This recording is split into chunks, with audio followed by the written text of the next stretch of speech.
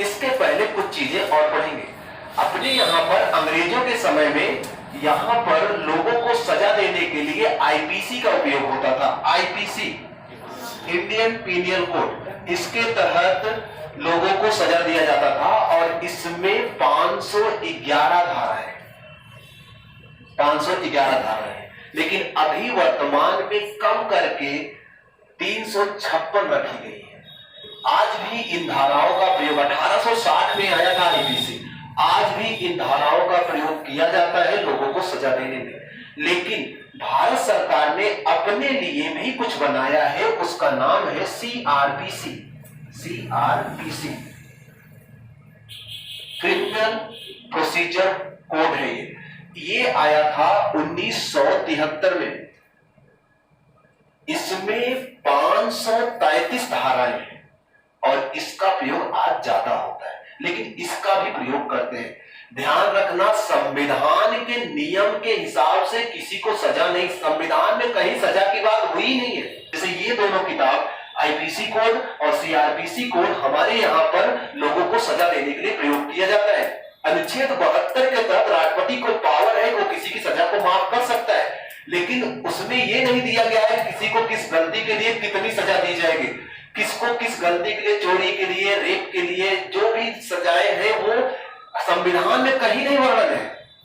इसका वर्णन इनमें किया गया है, या फिर आप सरकार ने कोई अलग से कानून पास करवा के वर्णन किया है हम इस गलती के लिए ये सजा देंगे। बस हो पाया। तो इसका प्रयोग किया जाता है। ये 1860 में सन याद रखेंगे, पेपर में आ सकता है, सभी एग्जाम में आ सकता है। और सीआरपीसी 1973 में आता है। अब ध्यान रखिएगा, सीआरपीसी की एक धारा है 433 ए। ध्यान रखना, 433 ए धारा जो सीआरपीसी की है, ये कह रहा है, ये इसके हिसाब से ये कहा जाता है कि आप किसी व्यक्ति की सजा माफ नहीं कर सकते। कब तक? जब तक वो 14 साल तक सजा भुगत ना ले। मतलब जैसे किसी को आजीवन कारावास हो गया है, तो आप उसकी सजा तभी माफ करोगे जब वो कम से कम 14 साल तक की सजा भुगत लिया हो, और जेल में अगर उसके काम अच्छे हैं, वो जेल में आकर अच्छा आदमी बन गया है और उसके लिए याचिका दायर की गई है, तो आप उसकी सजा माफ कर दीजिए। 433 ए ये बोलता है 14 साल बाद। ये अब सजा तो इसी के तहत दिया जा रहा है, और 14 साल बाद इसी के तहत सजा दी भी जाएगी, मतलब इसी के तहत माफ भी कर सकते हो आप। लेकिन अपने यहां पर जो अनुच्छेद 72 है, अनुच्छेद 161 है, इसका उल्लंघन हो जाता है। इसका, क्योंकि अनुच्छेद 72 और अनुच्छेद 161 के तहत राष्ट्रपति राज्यपाल तुरंत सजा माफ कर देता है। तो ये कमजोर पड़ रहा था, तो इसके लिए भी लोगों ने केस किया। वही केसेस पढ़ने हैं, किसने कब कब कहां कहां केस किया, केस पढ़ना है।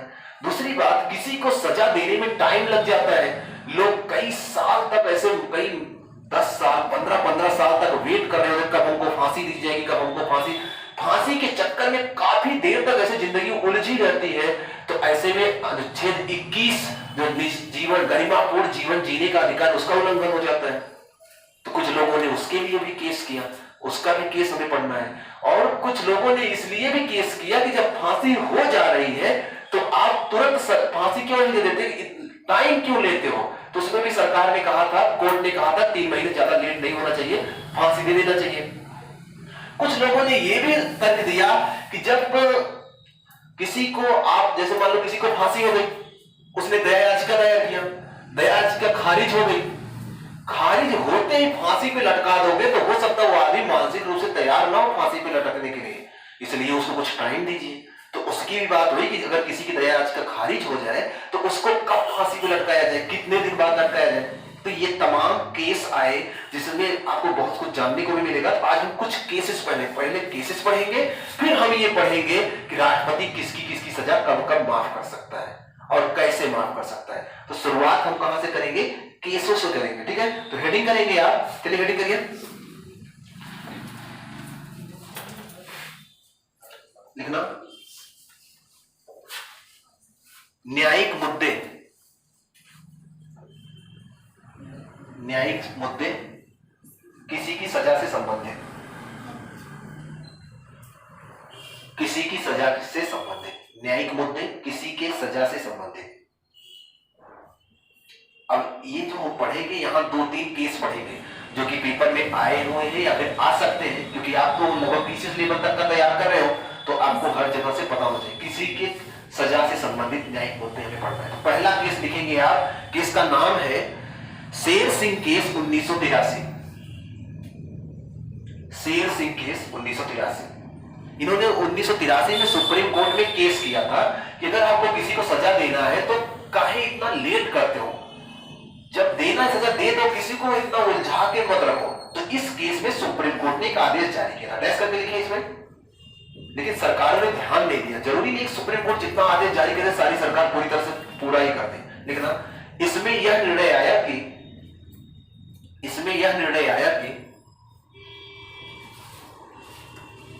राष्ट्रपति को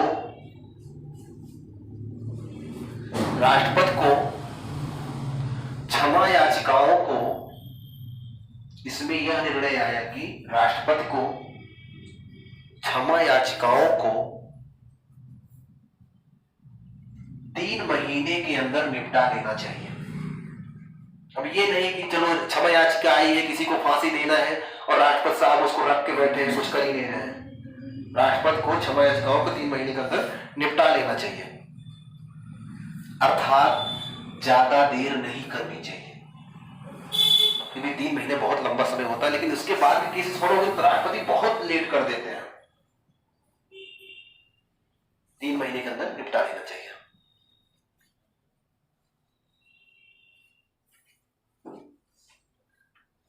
ठीक, ये शेर सिंह केस था। दूसरा केस रीडिंग करें, मारूराम बनाम भारत संघ 1980। मारूराम बनाम भारत संघ 1980।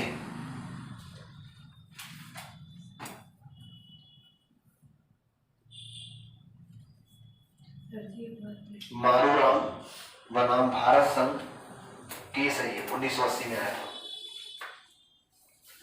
आप सुनिएगा ध्यान से, अभी मैंने जो चीजें बताई थी फिर से बता रहा हूं, ये केस उसी संबंधित है।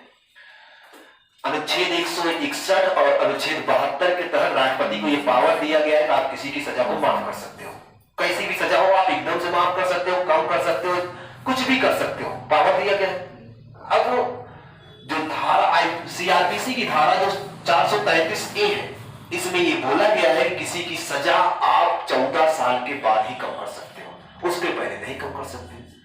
अब यहां पर क्या होगा कि सरकार किसी, देखो सजा माफ करने का तरीका क्या होता है, ध्यान समझिएगा।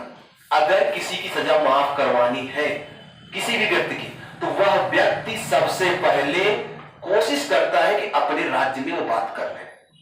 मान लो को राज्य में राज्य सरकार को अपना खत भेजेगा सजा माफी का, ध्यान रखना डायरेक्ट राज्यपाल के पास नहीं, सरकार के थ्रू होकर जाएगा, क्योंकि राज्यपाल अगर किसी की सजा माफ भी करेगा तो मंत्रिपरिषद की सलाह से करता, आप ही जानते हो। इसका मतलब क्या है कि मंत्रिपरिषद को उसके बारे में जानकारी होना जरूरी है, इसलिए वो प्रोसीजर मंत्रिपरिषद से होकर राज्यपाल के पास जाएगा। अब मंत्रिपरिषद के पास गया, मंत्रिपरिषद उसको भेजेगी राज्यपाल के पास और सलाह देगी माफ करना है कि नहीं करना है। अगर वहां फेल हो गया तो वो जाएगा कहां पर, राष्ट्रपति के पास। तो राष्ट्रपति अब यहां से डायरेक्ट नहीं जाएगा, ध्यान समझिएगा।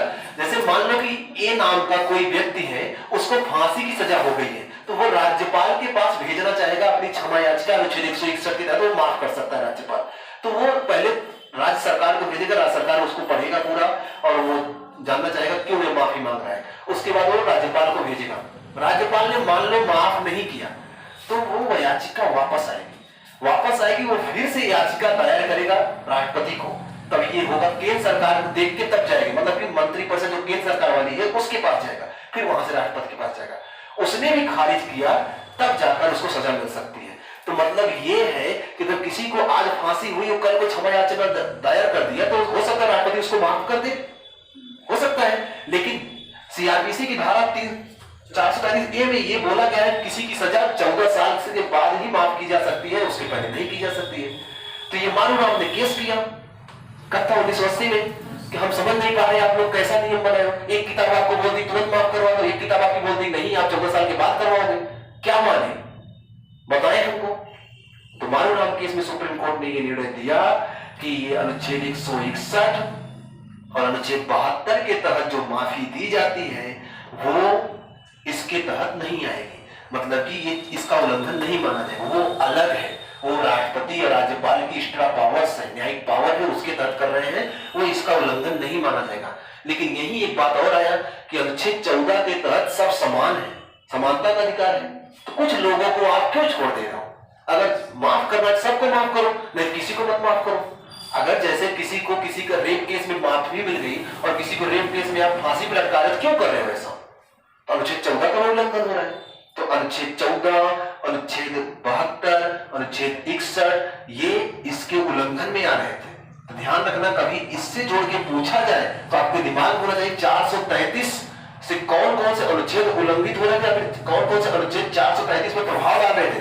अनुच्छेद 20 का क्लॉज 1, अनुच्छेद 14, अनुच्छेद 72, अनुच्छेद 161, ये चारों अनुच्छेद इसका उल्लंघन कर रहे थे। ध्यान रखेंगे।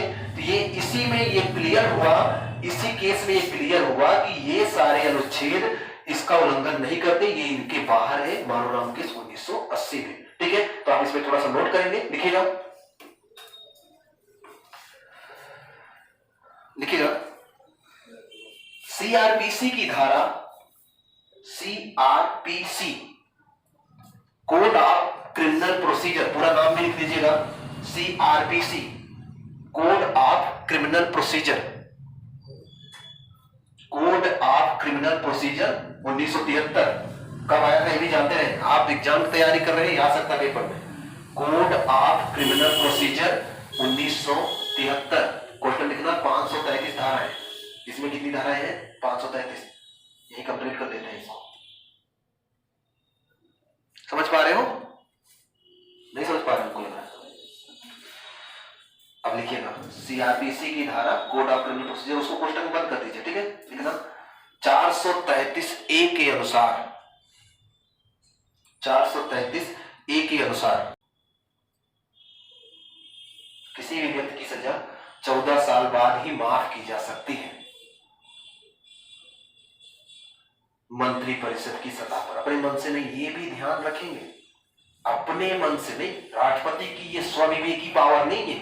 किसी की सजा अगर माफ करना है तो राष्ट्रपति मंत्री परिषद से पूछेगा, अपने मन से नहीं कर सकता, उसकी स्वविवेकी पावर नहीं है, वो मंत्री परिषद से पूछे बिना किसी की सजा माफ नहीं कर सकता। यही वजह है, अगर राष्ट्रपति किसी की सजा माफ करता है तो उसके लिए उसे दोषी नहीं ठहरा सकते, उसके लिए आप उसे दोषी नहीं ठहरा सकते। ध्यान रखेंगे, वो मंत्री परिषद की सलाह पर करेगा।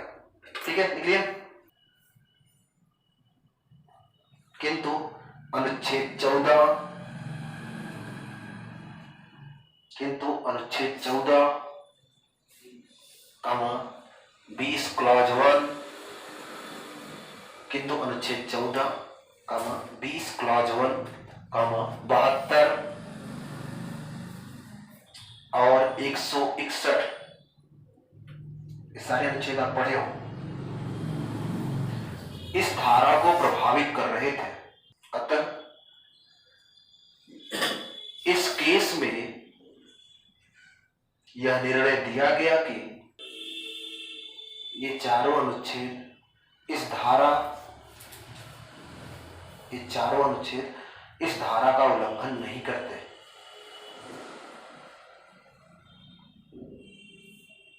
उल्लंघन नहीं करते।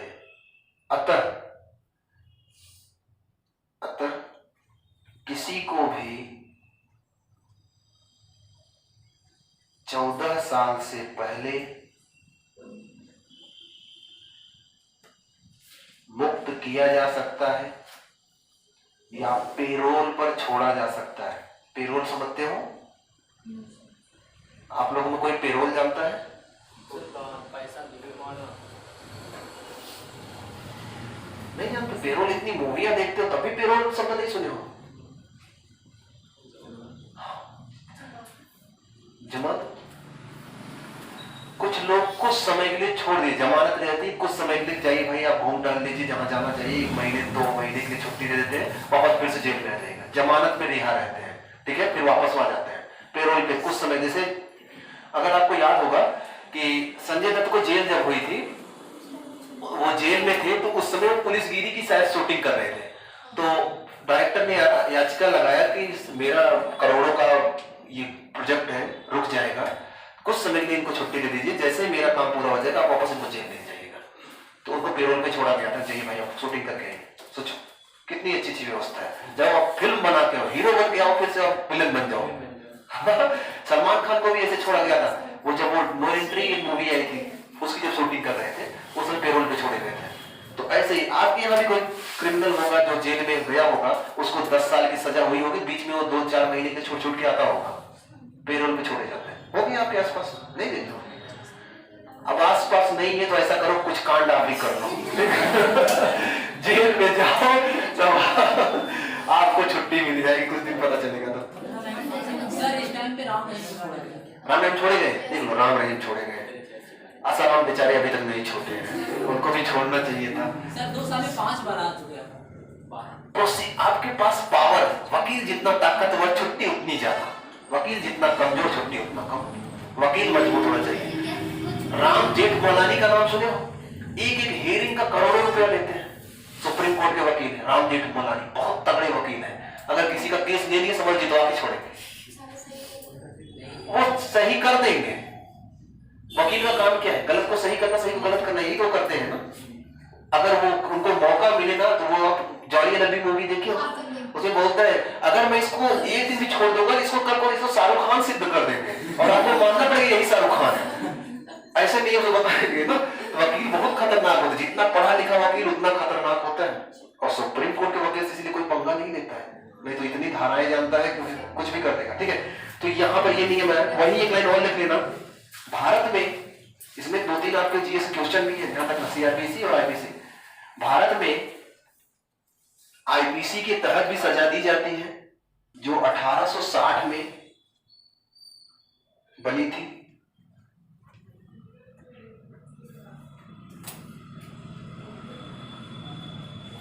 में बनी थी। इसमें 511 धाराएं थी। अभी समझ में आए ना? आप अपने यहां जो सजा दिया जाता है संविधान के तहत नहीं दिया जाता है, ये बात ध्यान रखेंगे। इसमें 511 धाराएं थी। वर्तमान में कितनी है? वर्तमान में 356 धाराएं। तो सीआरपीसी बाद में आई 73 में, इंदिरा के समय में। आईपीसी किसके समय में आई होगी? अंग्रेजों में कौन? लॉर्ड कैनिंग के समय में। यही इलाहाबाद के मिंटो पार्क में पढ़ा गया था, पढ़े और सुने होंगे आप इसको। ठीक है, ध्यान रखना। तो ये अभी कितनी है? 356 है। इसको याद रखेंगे आप।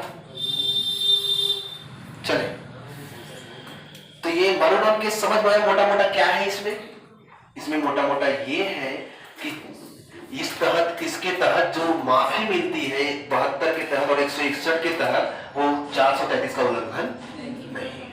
दूसरा केस क्लियर है? तीसरा केस रीडिंग करें। तीसरा केस का नाम है शत्रुघ्न चौहान केस। अब एक कहानी बता रहा हूं, ध्यान सुनिएगा। शत्रुघ्न चौहान केस क्या था? देखिए, शत्रुघ्न चौहान जो थे ये रिश्तेदार है। शत्रुघ्न चौहान लिखा है आपको ना? ठीक है, अब सुनिएगा, ये रिश्तेदार है। दरअसल मेन आदमी है सुरेश चौहान और रामजी चौहान। ये बनारस में रहते थे। 1990 की बात है। बगल के परिवार से थोड़ा सा झगड़ा हुआ, ये एक परिवार में दोनों घुस गए और 5 लोगों को मार डाले, हत्या कर दी। 5 लोगों की लाशें बिछा दी। इतने खतरनाक लोग अपनी दुनिया में रहते हैं बनारस में। अब केस चला तो 1990 में केस चला, निचली अदालत में चलेगा। सिंपल बात है, सबसे पहले डिस्ट्रिक्ट न्यायालय, उसके बाद हाई कोर्ट, फिर सुप्रीम कोर्ट। निचली अदालत में केस चला। 1990 से केस चलना शुरू हुआ। उस 1997 में इन दोनों को फांसी दे दी गई। 7 साल बाद ये तुरंत अपील कर दिए, हाई कोर्ट, इलाहाबाद पहुंच गए। अपने का तो हाई कोर्ट यही है, इलाहाबाद पहुंचे। यहां पर गए, यहां पर केस चला। 3 साल बाद 2000 में इनको फिर से फांसी मिल गई। ये पहुंचे सुप्रीम कोर्ट। छोड़ेंगे क्या? मरने से अच्छा कोर्ट केस कर। सुप्रीम कोर्ट पहुंचे, वहां केस चला।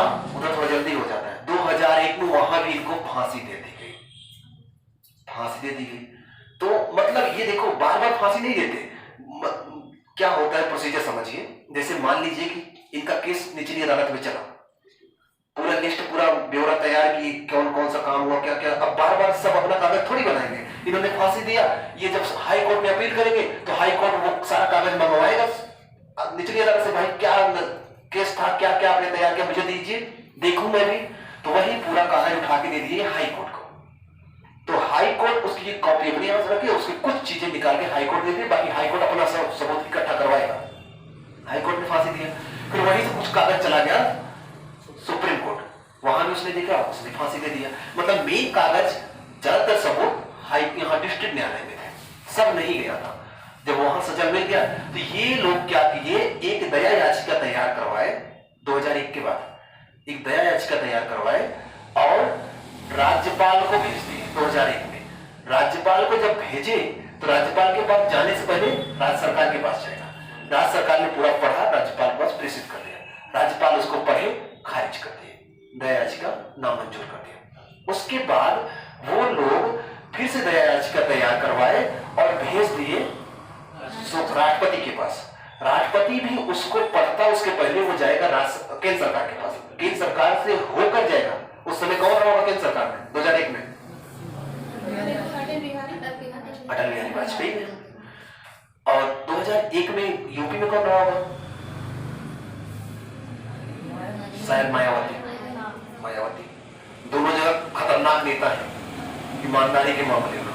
मायावती, अटल बिहारी भी कोई बेईमान नहीं थे, देखा जाए सबसे बेस्ट नेता थे वो अटल बिहारी। निर्णय लेने में कभी संकोच नहीं करते थे, उनका विपक्षी भी हो अगर अच्छा काम किया, बड़ाई करने में पीछे नहीं हटते थे। उनका अगर कोई जैसे विपक्षी पार्टी में अच्छा काम किया है, वो इंदिरा को भी प्रोत्साहित करते थे, किसी कमी गिनाते थे, अच्छाई भी बोलते थे। ये क्वालिटी थी उनके अंदर। अटल जी के पास, तो अटल जी के माध्यम से हो गया उस समय के राष्ट्रपति के पास। राष्ट्रपति कौन रहे होंगे उस टाइम, या नहीं आ रहा है? शंकरदयाल शर्मा रहे शायद। तो उनके पास गया, उन्होंने वो याचिका देखी और याचिका खारिज करते इसके पहले उनको कुछ और प्रोसीजर चाहिए था, वो और जानना चाहते थे क्या है इसमें, पूरा मामला क्या है, मामला पूरा जानना चाहते थे। पूरा मामले की कॉपी थी अधीनस्थ न्यायालय में।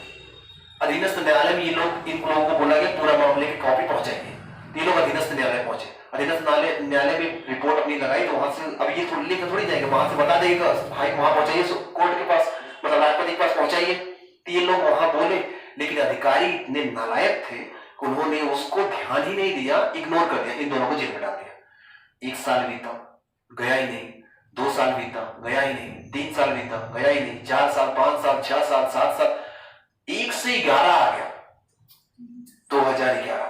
ये लोग जेल में बंद हैं, कल मर जाएंगे, कल लटका देंगे, कल लटका देंगे, कल लटका देंगे। इसी चक्कर में 11 साल बीत गया, 10 साल बीत गया, इनको लटकाया नहीं गया फांसी पर। तब इनके घर वालों ने केस किया कि फांसी पे लटकाना तो लटका दो, ये भाई क्यों रखे हो, बताओ, क्लियर करो, कब छोड़ोगे।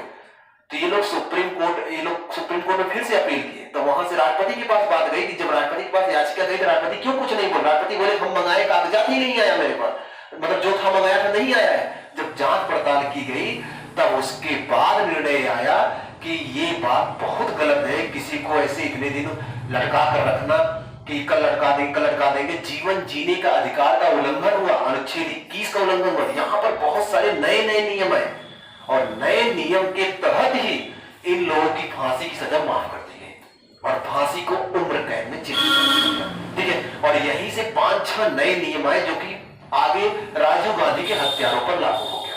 राजीव गांधी के हत्यारों पर भी 1991 में उनकी हत्या हुई, मद्रास कोर्ट में केस चला, उसके बाद हाई कोर्ट गया, उसके बाद सुप्रीम कोर्ट गया। सुप्रीम कोर्ट में जब गया तो वहां पर से राष्ट्रपति के पास गया, राष्ट्रपति ने कोई विचार ही नहीं दिया। राष्ट्रपति ने जब विचार नहीं दिया तो वैसे पड़ा रह गया। 2014 में उन लोगों की भी सजा माफ कर दी गई। इतने दिन से जब आप फांसी पे नहीं लटका रहे हो, बता भी नहीं दो लटकाओगे नहीं लटकाओगे, छोड़ दो, उससे अच्छा है, तुमको माफ कर दिया गया। शायद कैद बदल दिया, मतलब फांसी सजा माफ करके शायद उम्र कैद बदल के जेल में डाल दिए। तो ये नए नियम आए इस केस में, तो आप इसमें लिखेंगे जो नए नियम आए। शत्रुघ्न चौहान केस लिखना, बोले शत्रुघ्न चौहान केस बताए तो अच्छा, ये 2014 में आया था, 13-14, मतलब जो केस आया लास्ट में 2013-14 था और कहानी शुरू हुई 1990 से। कहानी बताए ना, 90 की बात है। लिखना, इसमें यह निर्णय दिया गया कि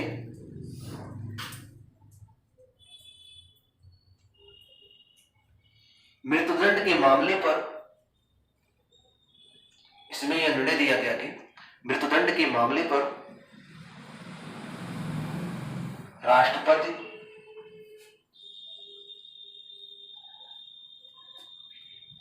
को दया याचिका के नाम पर, राष्ट्रपति का दया याचिका के नाम पर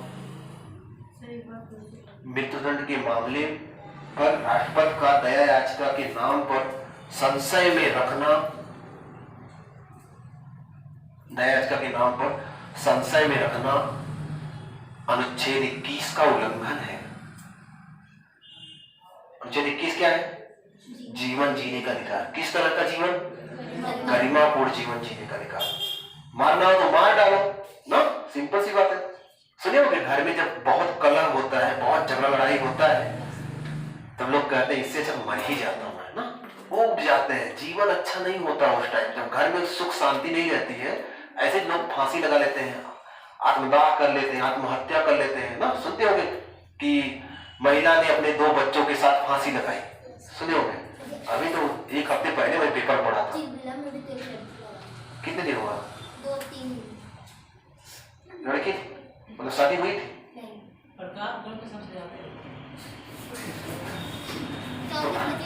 थोड़ा प्रतापगढ़ वाले का खून थोड़ा खर होता है, खर समझते हो, बहुत ज्यादा हट जाते हैं।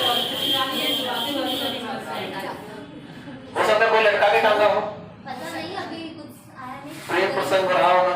नहीं, उसके भाई क्या था? मतलब न्यूज़पेपर में तो यही छपा कि भाइयों की वजह से। भाइयों की वजह से कौन मरेगी? यही जायदाद को लेकर। अच्छा, जायदाद को लेकर एक नया कानून आ गया है, जमीन भी ले सकती है बेचारी, हम क्या करें।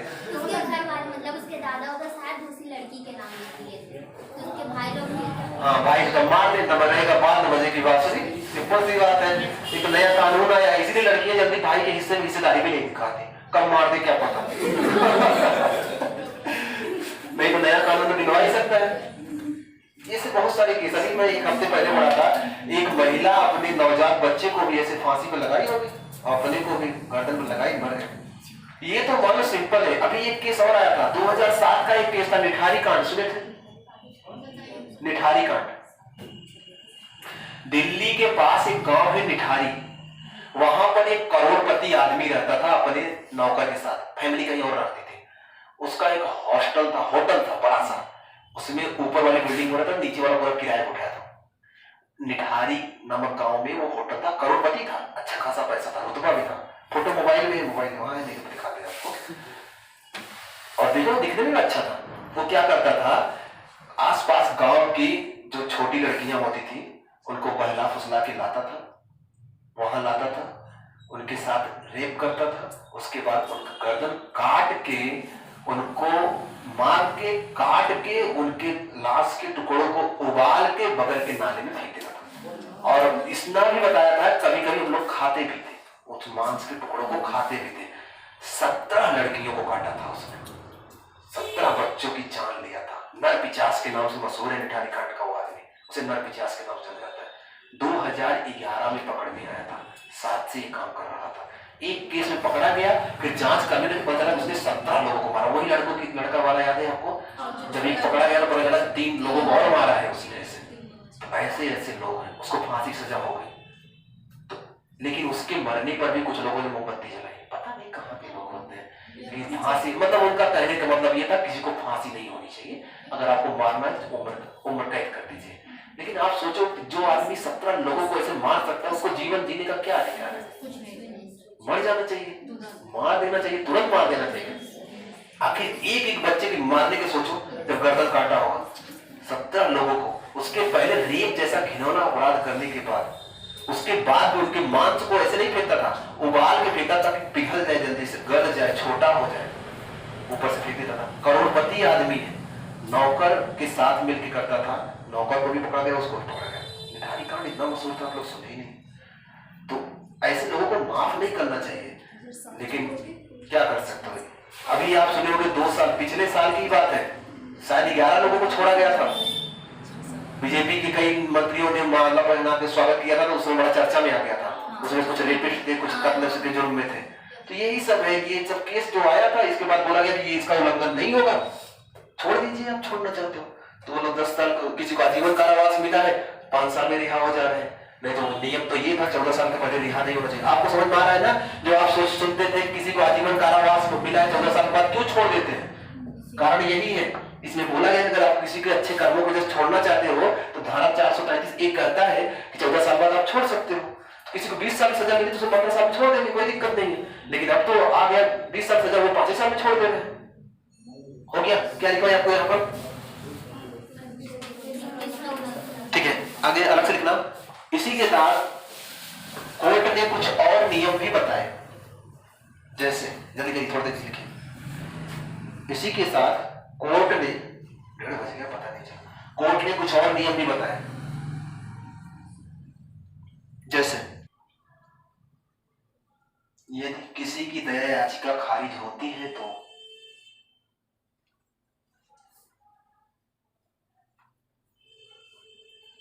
उसे 14 दिन बाद ही फांसी दी जाएगी। 14 दिन बाद। जैसे किसी ने दया याचिका दिया है, दया याचिका खारिज हो गई, तब कह रहे हैं। जैसे मान लो सुप्रीम कोर्ट ने कहा कि इनको 10 दिन बाद फांसी पे लटका दीजिए, उन्होंने दया याचिका दायर कर दिया। दया याचिका मान लो 15 दिन बाद उसमें उन्होंने आंसर दिया। जिस दिन से 10 दिन बाद तो बोला ही गया था, दया याचिका लगा, इसका मतलब वो 10 दिन तो नहीं होगा जब तक दया याचिका का उत्तर ना जाए। मान लो 15 दिन बाद राष्ट्रपति ने उत्तर दिया कि नहीं हम खारिज करते हैं, लटका दो, तो जिस दिन आएगा उसके 14 दिन बाद लटकाओगे। पहला नियम। दूसरा नियम लिखिएगा, लिखना, यदि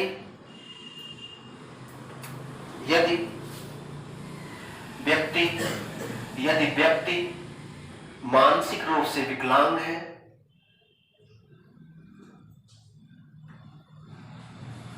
या यदि व्यक्ति मानसिक रूप से विकलांग है या असाध्य रोग से ग्रसित है। असाध्य रोग मतलब जिसका इलाज, जैसे कि एड्स हो गया, कैंसर हो गया, या असाध्य रोग से ग्रसित है, तो उसकी फांसी की सजा रोक दी जाएगी।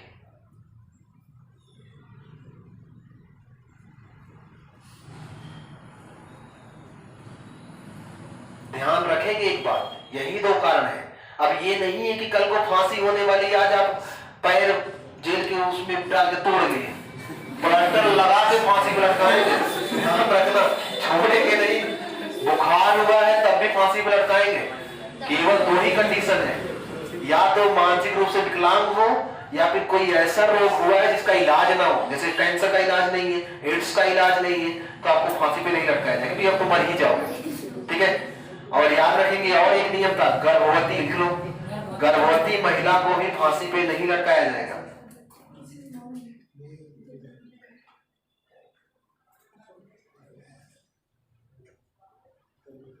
गर्भवती महिला को भी फांसी पे नहीं लटकाया जाएगा।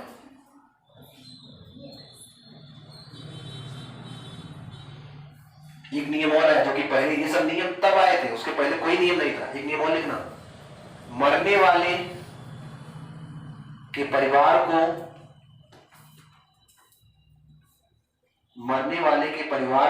को फांसी का दिन, तारीख और समय पता होना चाहिए। बताएंगे आप, पहले बताते नहीं थे, जबकि लटका देते, बाद पता चलता मर गया। मरने वाले के परिवार को फांसी का दिन, तारीख, समय का पता होना चाहिए।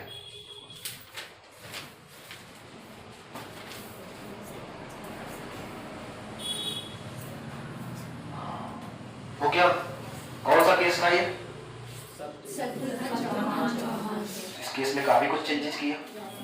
यही केस था जो राजीव गांधी के हत्यारों को भी सजा से मुक्त करवा दिया, मतलब आजीवन कारावास में डालवा दिया। ठीक है, एक लाइन और लिख लेना। 2014 में